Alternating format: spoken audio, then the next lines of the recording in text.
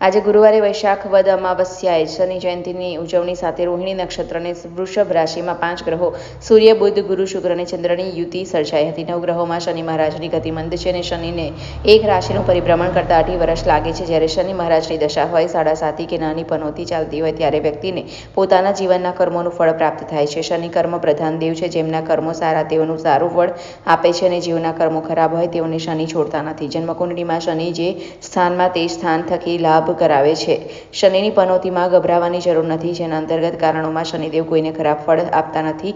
શનિ કેવળ ને કેવળ ન્યાય કરે છે. આજે શનિ જયંતિ નિમિત્તે શહેરમાં આવેલા વિવિધ શનિ મંદિરોમાં શ્રદ્ધાપૂર્વક ઉજવણી કરવામાં આવી હતી. સર્વપ્રથમ સર્વે ભાવિક ભક્તોને જય શનીશ્વર.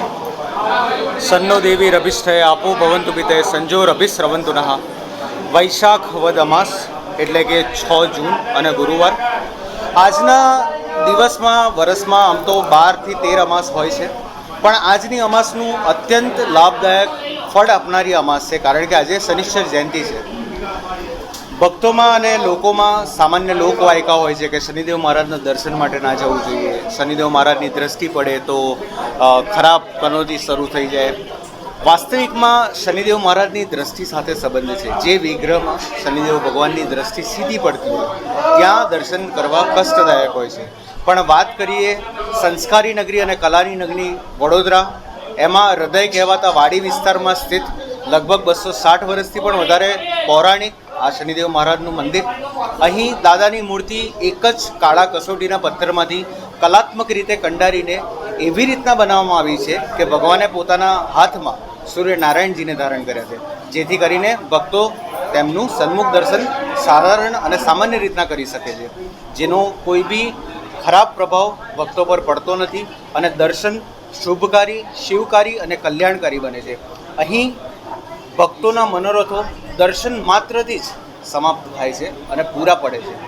આજના દિવસે દાદાની કૃપાથી અને એમની જ ઈચ્છા શક્તિથી સવારની શરૂઆત ધવલકુમારના સુંદરકાંડના પાઠ સાથે થઈ. તત્પશ્ચાત 11:30 કલાકે ભગવાનનો જન્મ અભિષેક ચાલુ થયો. 12:30 કલાકે જે મુહૂર્ત અને જે નક્ષત્રમાં શનિદેવ મહારાજનો જન્મ થયો હતો એ જ મુહૂર્તની અંદર ભગવાનની આરતી.